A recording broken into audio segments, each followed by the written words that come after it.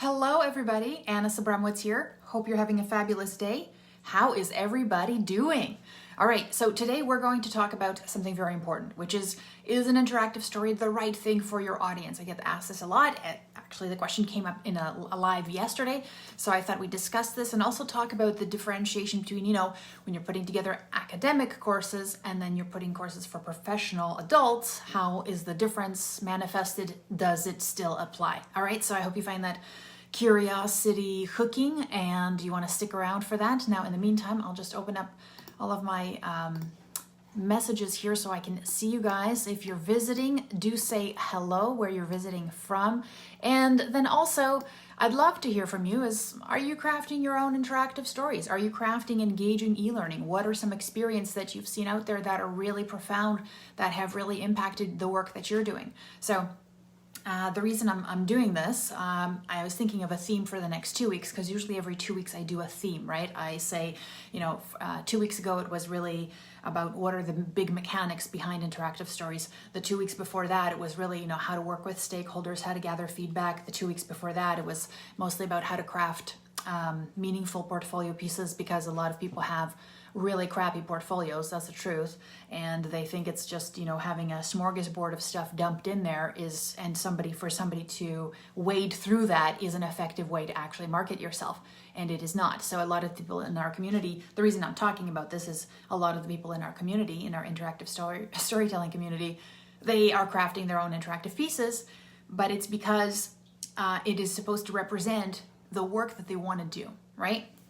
So first off, that's another week that if you want to learn more about that and some of the best practices and some of the best strategies that I've seen, that I've used and my students have used, go back to those videos. It's also on YouTube. But the other thing I suggest is I'm giving you snippets here every day. If you want to do a deep dive on interactive storytelling, go to elearningsecrets.com, and if somebody could type that into the comments for me, that would be wonderful. So at elearningsecrets.com, what I have is a case study where I basically walk you through how I discovered this strategy, how I frameworked the process, and how you can do the same thing and get started. Basically, you watch it on demand and you basically can get it started the same day.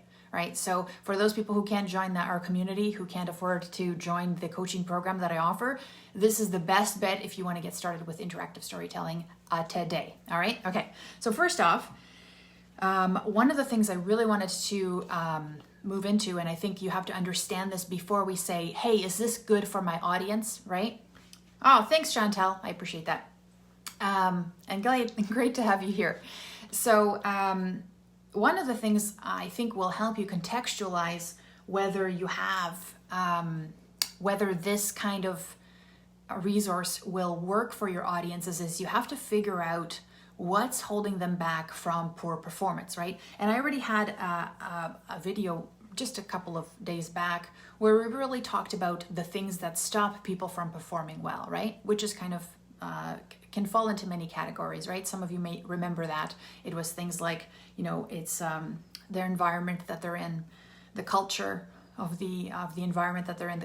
Like when I say environment, as in they might not have the right tools, it might not be conducive. We train one thing and something else happens on the job, right? They don't have all the access to the software or resources or tools that they need. Another one is culture, right? We might be saying, hey, you should go out and be a real go-getter and go and hustle. And every time a customer walks into the store, we want you to really get out there and greet them and maybe upsell stuff. But they're in a culture that if you do that stuff, you're going to stand out and people don't like it and they don't support it. Or your manager maybe doesn't care if you have the top sales or if you're moving up the ranks. Maybe the culture is about intimidation versus collaboration. Whatever that is, right? There's lots of things that can affect performance of people. And the other thing that really can affect their performance is things like knowing, right? Awareness, but also knowing the right information and also having the skills to execute, which to me is like prime territory for scenarios, because that's where you're helping people make decisions in a safe place and help them suffer the consequences of those decisions in a safe place, so that when they hit the real world, they have at least some practice thinking through decisions that are similar in the real world, right?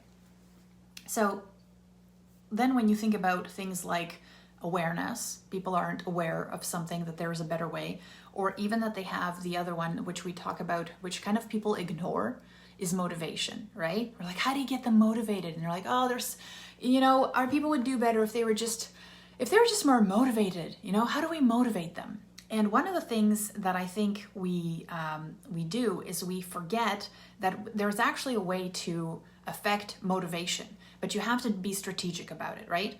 And let me just tell you a little bit about the different kinds of learners that you might have. And so when you're thinking about this, think about the fact that, it's not really about the technical nature of the job that my people do.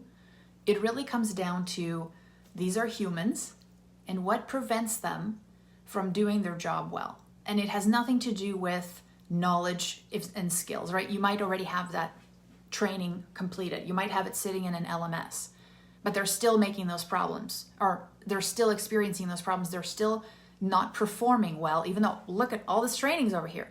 So what's happening? We have to decode that. You have to figure out what is stopping them from making the leap and executing those steps, right? So first, let's talk about the different kinds of learners that we have, all right? And I hope you enjoy my stick figure masterpiece.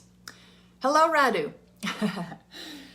So one of the things, like about 50 years ago, you may have heard of it. It's called this kind of a spectrum of where people are on competence, right? And so here at Cold, you'd be like unconsciously incompetent, consciously incompetent, consciously competent, and then unconsciously competent, right? Basically, you're moving from a place of complete ignorance, like, whoa, I don't know what's going, like, not ignorance. When we say here ignorance, unconsciously incompetent means you're unaware and you don't know. That's it. Like, I'm sure I'm unconsciously incompetent about something that I could be doing better in my life, but nobody's pointed it out to me. So my life makes sense right now because that's how things work, right? I don't know any better. How am I supposed to know? So I just simplified it into 3 because I think it just makes a lot of sense. So here, if you've got a cold learner, they're in that unaware state, right? So they're basically like, oh, life's okay. I'm making, I'm not pissing off any customers, or I'm meeting my quota, or everybody else is missing their quota, so this is okay, or my projects are going well, or whatever, right? They just don't know. They're unaware. Then we've got the warm audiences. Now, the warm audiences are people who, like, they're aware that there's a gap, right? And this is an uncomfortable place to be, because what happens is, if you're a warm audience, you know that there's a gap, but you have no idea where to go for help. You have no idea where to get the resources that you need, or that you personally are even able to resolve that issue. It's like, it's kind of like, let's say you're in a meeting or some sort of a workplace, and everybody's, let's say, going out door to door selling, right? Whatever. Or picking up phones and calling people, right? Cold calling. So I might be sitting in a room where I'm observing other people, and I'm hearing other people talk, and they have like this great sales closes, these great pitches, a great rapport. And I'm going, man, look at these people. They just came up with this. They were born salespeople. I'm not a born salesperson. I don't even know where to get started. And so one of the things, a person usually doesn't stay here very long, because it's a very uncomfortable place to be, to know you have gaps and not know what to do with it. You're like, oh my God. And then what happens is you basically go, okay. You basically justify your way back to cold. You're like, I can't do anything about it. It's because I wasn't born this way. I wasn't born a salesperson. Some people are comfortable with that. Some people are extroverts. Nah, not me. Right here. Comfortable. Excuses, beliefs, ideas, biases, all kinds of stuff right here. This is where comfort is. Now, this is where we want all our learners to be, right? Hot, which is, oh man, I got gaps, but I know there's this training thing here, and I know if I just take this, and then I reach out to Stephanie, who's my coach. She's a rock star at sales, and I know she's gonna give me she said she would coach me, and my organization organized this community of practice where we like pitch each other and really get over that pitching thing. That's great. This is where you want people, right? it's almost like if they found their why, like if they're motivated here, you don't even have to do much work. You just point them in the right direction and they take off. It's kind of like somebody who's, yesterday I saw this guy, and he was young man. He was trying to change a flat tire, right? And I was like, before this, he probably, do you think that guy like earlier in the day was like surfing videos on how to change tires just for fun? Nope. He wasn't going into some tire. But the minute his tire went flat, he was like, oh man, I better YouTube that stuff. I better wiki that shit, right? I'd better go and find the info that I need to solve my problem. And that's how you want these people to feel. I got a problem. Where do I go to solve it? And you'd better be providing them with the resources that are necessary for them to fill that gap, right? Because you're the one who has an LMS full of resources. You have a number you want them to call. You want a course you want them to take. But now they need it. They realize why they need it, and it is exciting. And they will meet you halfway there. That's how awesome that is, right? This is the challenge, though. We design most of that training for people who are here, right? But guess where most people are? I mean, if they're here, they're already going to find it. They're the 20% that shows up and looks through your LMS resources. They're the ones who take courses and certifications and follow up and want the extra training. Where's the gap? This is where most people are. Not necessarily most, but what I'm saying is that if we just tapped into this person who's unaware, unmotivated, doesn't see the value, if we just tapped into these people, man, would that improve things, right? Because it's not like they don't want to, it's just they're unaware. They don't have a reason to. Because guess what? They've got 50 other things going on in their lives. So how can this take priority if they don't really believe it's going to help them in any way? Or if they believe that there are some things that they can't do? That's where your interactive story comes in. Because this person will take the procedures that you have and they'll execute them step by step by step. Now, this person is just as capable of doing that. In fact, this person used to be this person, I'm sure. What's the difference between these two people is the reasons why they're going for it. The reasons why they're willing to put themselves outside of their comfort zone and take themselves to the next level and actually seek out that info. It's because this person has realized it's going to take them someplace that they want to go. It's not about, where the company wants to take them. They figured out a personal reason. That's why I never talk about performance at work, because that has nothing to do with, there's a reason why people perform at work. It's because of their values. It's because of their beliefs. When I do a great job, it's not because I want to make my boss happy. That might be a part of it, but it's also the way that I live my life. I believe in producing great work. I believe in putting out my best. I believe in challenging myself. I believe that I'm investing in myself every time I take on a challenging project, right? Or every time I reach out to a customer in retail, I know I'm building my confidence, right? So I've sold myself on that, and that's really important. So how can I get this person here to do that? Well, guess what? That's the tool, interactive storytelling. Let's just get back to it. What is an interactive story, right?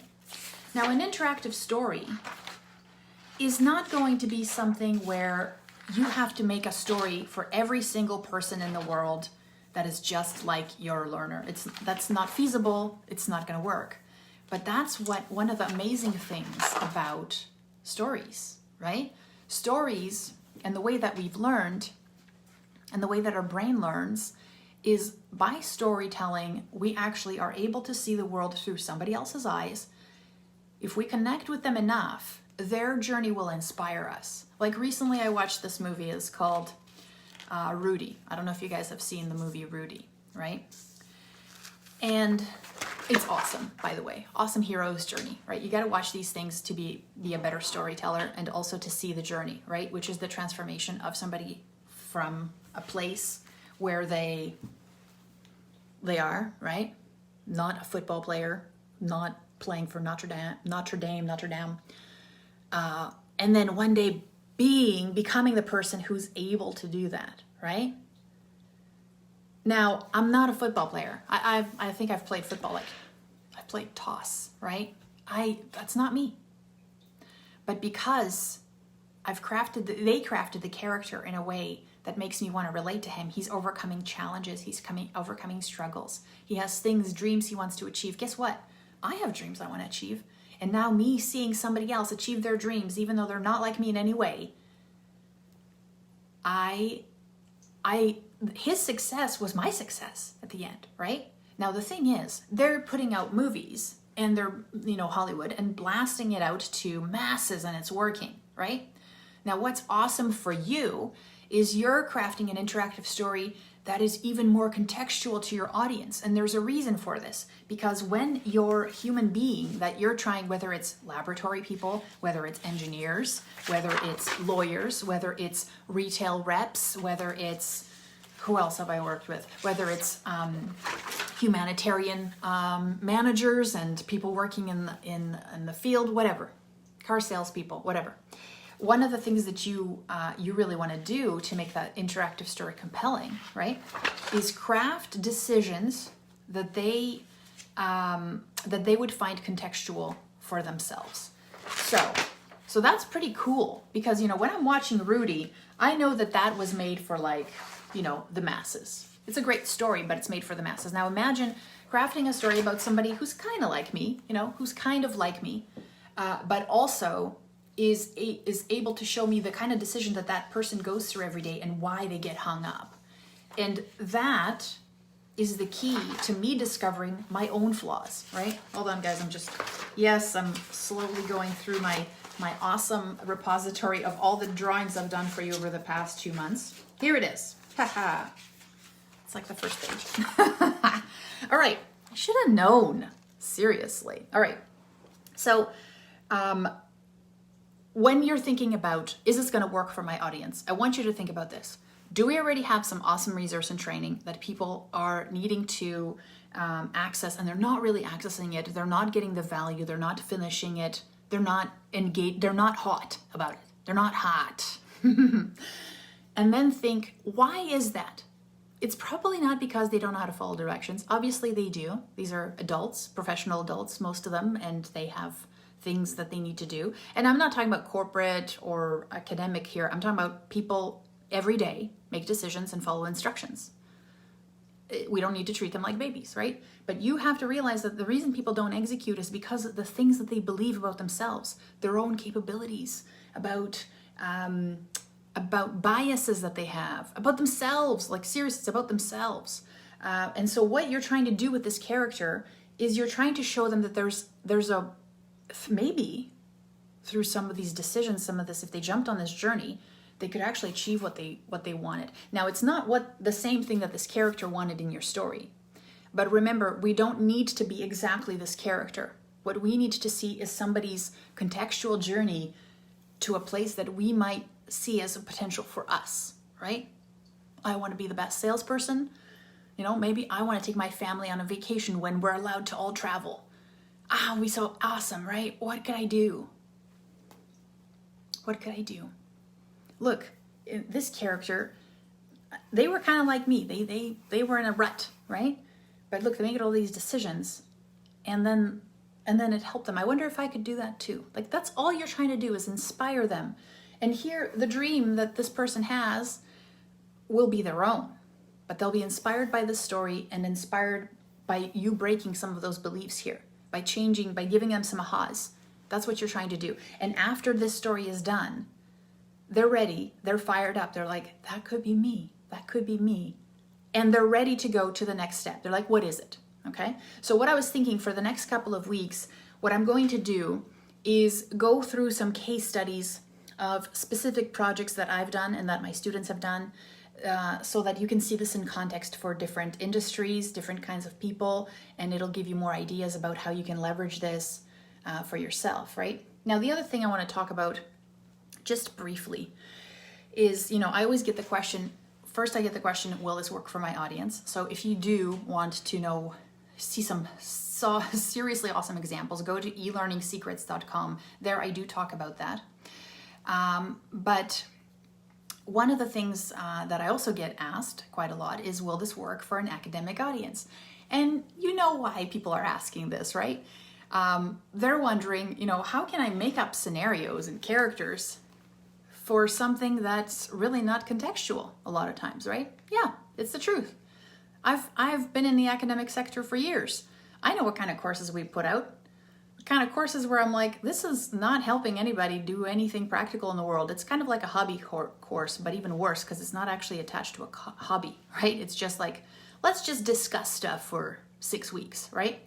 But there are courses that are actually practical that are going to help people get jobs in the real world, especially if they're practicing for something, scientific, medical, like they're going to actually do things in the real world and also deal with people in the real world. And that's one of the feedback that came back from a lot of the students that we had in our special programs for certificate programs and professional development. They said, I got all the theory, but I had no clue how to act in certain decisions. I had never been experienced never experienced this kind of situation before and had no idea how to handle it. Now, I'm not saying your scenarios and your interactive story is going to fill that gap for everybody, but the more you can simulate some of those decisions and how to make the decisions, then the idea is that if you help somebody how the process of making decisions and give them confidence to make decisions that they can, then regardless of what happens, which you can't anticipate, they'll actually have a framework within which to make a decision, right? But our schools don't really teach us decision making. They teach us content. And so that's why the question, will this work for an academic area? And I say only if you have access to real practitioners. Because let's also be real about this. Most academics have not even worked in the sector that they're trying to teach you at, or they're working in the sector which is teaching you how to work in that sector. So it's like, the math teacher is really teaching you how to be a math teacher if you wanted to do what he does, right? So if you have access to people who are either graduates and have gotten a job and have gone through the struggle and the real challenges and situations that the person graduating from this program will experience, then boom, baby, you're doing them a disservice for not putting these kinds of experiences in the course, because it will help them prepare better. It will actually make your course way more valuable as far as I'm concerned. But if you're doing fluffy stuff or you're doing content dumps and you're saying, how can I turn each one of these content pieces into a scenario, that's backwards, and that's not going to help anybody make anything good in the world, because what you're trying to do is trying to dictate how the content manifests itself in the real world, and that's not how world works. There's a whole bunch of decisions out there I need to make, and then based on those decisions, I source the content that I need to make those decisions, right? So if you have a practical application for what you want people to do, yes, of course, the academic course will make sense, because it's tied contextually to real things. And the other thing I suggest is you have to talk to people who are now living the reality, living in that job, making decisions in that job. If you talk to somebody who has been removed from it 10 years and they've been teaching, I'm sorry, it's not valid. They're not going to be a good practitioner for you. And it's not because they're not an expert. It's because they're going to forget. They have forgotten all the reasons, all the beliefs, all the hang-ups, most of them, all the hang-ups that they had for not going on this journey, for not being the hot learner. They're going to forget all that. Why? Because people don't remember their mistakes. They only remember the way that is moving them forward and the best way to do it. So those guys are great practitioners. The subject matter experts are great for giving you, solid decisions that you're going to have to make, verify if it's the right path, blah, blah, blah.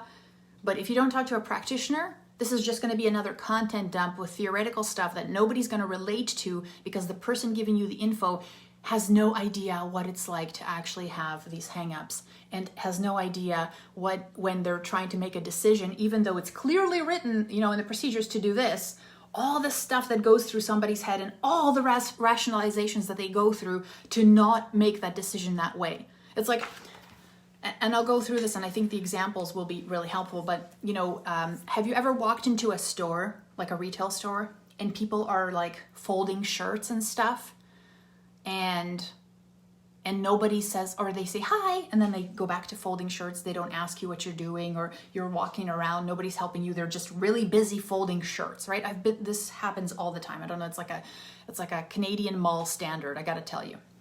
So So I'm thinking, okay, I know every single one of these people probably got that training card that says when a customer walks in, greet them within 30 seconds, ask them if they're looking for something, offer help. I bet you it didn't say hi and then put your head back down and begin folding shirts, right?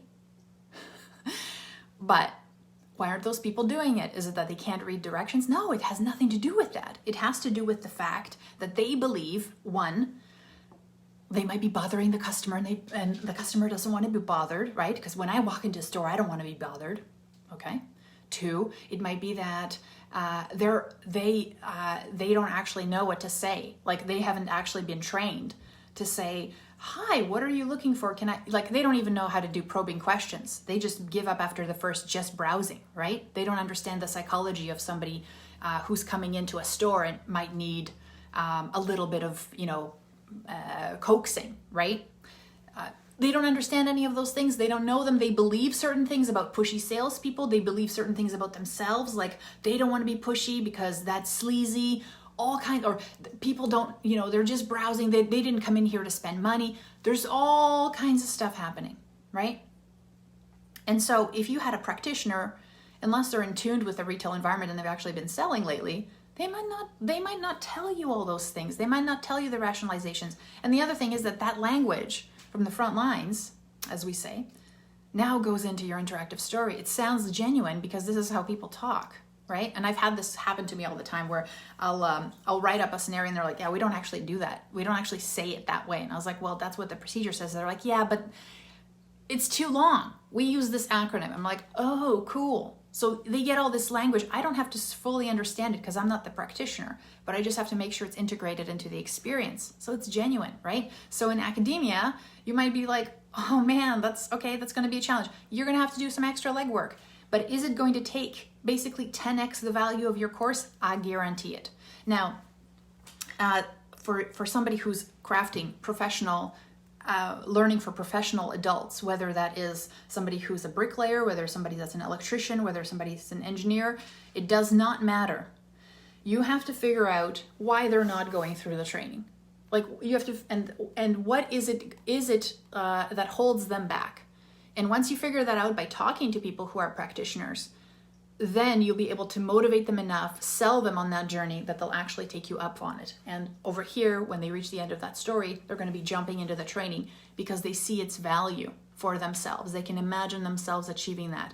It might not be exactly the same way as these characters, but now they see a path and now they're aware of things they weren't aware of before. And that's huge, right? So you guys, I hope you guys enjoyed this. If you want to learn more and in depth about interactive storytelling, frameworks, examples, go to elearningsecrets.com. Sign up for my case study there. You get to see it on demand. It's super awesome. It's long, but take out your notepad. You can pause it and then come back to it. It's just, it's chock full of awesome resources to help you craft your own interactive story.